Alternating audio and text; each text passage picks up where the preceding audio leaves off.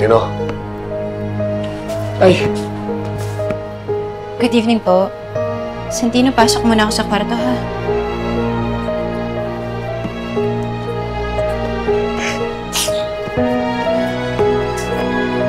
Tay, mano.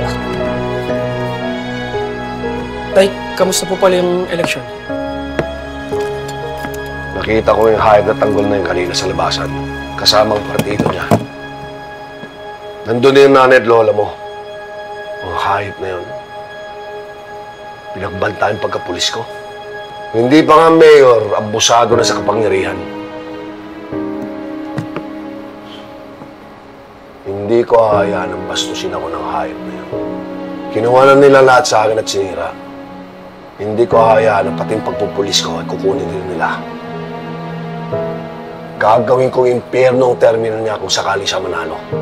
Pero tay, paano kasi Miguelito ang manalo?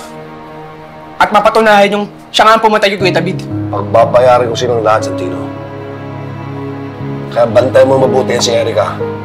Hindi siya pwede umalis sa bahay na to.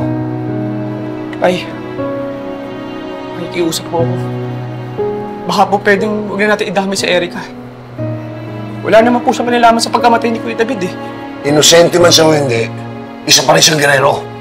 Ang pamilyang may kasalanan kung bakit namatay ang kapatid mo.